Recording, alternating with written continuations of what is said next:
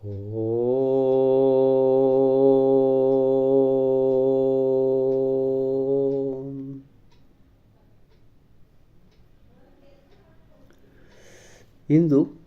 September 27ನೇ ತಾರೀಕು. Today is ours ಈ ಪುಸ್ತಕದಲ್ಲಿರುವ ಈ ಸುಂದರ ಬರಹ. ಶಿರೋನಾಮೆ look up. Look up. A little lad was walking with his mother one summer's night, and like most youngsters, his attention was caught by every passing sight: flowers, trees, houses, people. Finally, he looked up, and for what must have seemed a long time, he stared skywards. Wisely, his mother made no comment until she saw he was ready to speak. Then she said, "Joe, what were you thinking about?" For a moment or two, the boy searched for words to describe his thoughts. If the bottom side of heaven is so beautiful, he replied at last, how wonderful the other side must be. Abraham Lincoln had pretty much the same idea. His words were particularly applicable in our present day, when millions the world over are forgetting that God exists and are thinking of man simply as a being without a soul or an eternal destiny. This is what Lincoln said. I can see how it might be possible for a man to look down upon the earth and be an atheist, but I cannot conceive how he could look up into the heaven and say there is no God. ಕೆಳಗೆ ಅಂಡ್ರ ಬರಹ ಇದೆ. No one is exempt from talking nonsense. The misfortune is to do it solemnly. ಮೌಂಟೆಗೆನೆ. ಆತ ಯಾರು ಬರುತ್ತೆ ಹೇಳ್ತೇನೆ. Lookup, ಮೇಲೆ ನೋಡು, ಮೇಲೆ ನೋಡು. ಅದೊಂದು ಬೇಸಿಗೆಯ ರಾತ್ರಿ.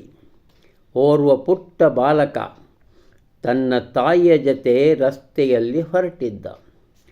ಸ್ವಾಭಾವಿಕವಾಗಿ ಆ ವಯಸ್ಸಿನವರಿಗೆ ಇರುವಂತೆ ಆ ಬಾಲಕನ ಗಮನ ತಾವು ಸಾಗುತ್ತಿದ್ದ ದಾರಿಯ ಎಡಬಲದಲ್ಲಿಯೇ ನೆಟ್ಟಿತ್ತು. ಹೂಗಿಡಗಳು, ಮನೆಗಳು, ಜನರು ಅವನ ಗಮನದಲ್ಲಿದ್ದವು. ಅಂತೂ ಕೊನೆಗೆ ಆತ ಗೋಣು ಎತ್ತರಿಸಿ ಆಕಾಶದೆಡೆ ದಿಟ್ಟಿಸಿ ನೋಡಿ, ತಾನೆಂದೂ ಅದನ್ನು ಬಹುಕಾಲ ನೋಡಿಯೇ ಇಲ್ಲವಂತೆ ನೋಡುತ್ತಲೇ ಇದ್ದ. ಅವನ ತಾಯಿ ಬಹಳ ಜಾಣೆ. ಅವನು ನೋಡುತ್ತಿರಲಿ ಎಂದು ಏನೂ ಹೇಳಲಿಲ್ಲ. ಈಗ ಆ ಬಾಲಕ ಏನೋ ಹೇಳಬೇಕು ಅನಿಸಿದ್ದನ್ನು ಆಕೆ ಗಮನಿಸಿದಳು. ಆಗ ಆಕೆ ಈ ಮಾತು ಆಡಿದಳು, ಪುಟ್ಟ ಜೋ, ಏನದು ನೀನು ಆಲೋಚಿಸುತ್ತಿರುವುದು? ಆ ಬಾಲಕ ಸ್ವಲ್ಪ ಕಾಲ, 1-2 ನಿಮಿಷ ಏನು ಮಾತು ಆಡಬೇಕು ಎಂಬ ಶಬ್ದಗಳಿಗಾಗಿ ತಡಕಾಡಿದ. ಅಂತೂ ಕೊನೆಗೆ ಹೀಗೆ ನುಡಿದ, ಅಮ್ಮ, ಸ್ವರ್ಗದ ತಳದ ಭಾಗ ಇಷ್ಟೊಂದು ಸುಂದರವಾಗಿದ್ದರೆ ಅಲ್ಲಿ ಆ ಒಳಗಿನ ಇನ್ನೊಂದು ಭಾಗವು ಎಷ್ಟೊಂದು ಅದ್ಭುತವಾಗಿ ಇದ್ದೇ ಇರುವುದಲ್ಲವೇ? Really wonderful. ಇದೇ ರೀತಿಯ ಚಿಂತನೆಯೂ ಸಹ ಅಬ್ರಹಾಂ ಲಿಂಕನ್ ಅವರದಾಗಿತ್ತು. ಇಂದೂ ಸಹ ಪ್ರಸಕ್ತದಲ್ಲಿ ಅವರ ಶಬ್ದಗಳು ಅನ್ವಯಿಸುತ್ತವೆ. ಲಕ್ಷ ಲಕ್ಷ ಜನರು ಜಗತ್ತಿನಾದ್ಯಂತ ದೇವರ ಅಸ್ತಿತ್ವವನ್ನು ಮರೆತ ವಿಚಾರಧಾರೆಯವರು. ಸರಳವಾಗಿ ಹೇಳಬೇಕೆಂದರೆ ಮನುಷ್ಯ ಕೇವಲ ಜೀವಿಯಷ್ಟೇ ಅನ್ನುವಂಥ ಭಾವದವರು. ಯಾವುದೇ ಆತ್ಮ ಅಥವಾ ಶಾಶ್ವತವಾದಂಥ ಒಂದು ತಾಣವನ್ನು ಅರಿವು ಅವರಿಗಿಲ್ಲ ಎನ್ನುವಂಥವ್ರು. ಆದರೆ ಅಬ್ರಹಾಂ ಲಿಂಕನ್ ಹೇಳ್ತಾನೆ, ನಾನು ನೋಡುತ್ತಿರುವಂತೆ ಮನುಷ್ಯನ ದೃಷ್ಟಿಯು ಈ ಭೂಮಿಯ ಮೇಲೆ ನೆಟ್ಟಾಗ ಅವನು ನಾಸ್ತಿಕನಾಗುವ ಸಾಧ್ಯತೆ ಬಹಳ ಉಂಟು. ಆದರೆ ನಾನು ಹೇಳುವೆ, ಮನುಷ್ಯನು ಮೇಲೆ ನೋಡಬೇಕು, ಸ್ವರ್ಗಗಳ ಕುರಿತು ಚಿಂತನೆ ಮಾಡಬೇಕು. ಅಲ್ಲಿ ದೇವರೇ ಇದ್ದಾನೆ. ಆಗ ಮೇಲೆ ನೋಡಿದಾಗ ಅಲ್ಲಿ ಸ್ವರ್ಗ ದೇವರಿದ್ದಾನೆ ಎಂದು ಹೇಳದೇ ಇರದೆ ಸುಮ್ಮನಿರಲಿಕ್ಕೆ ಹೇಗೆ ಆಗುತ್ತದೆ?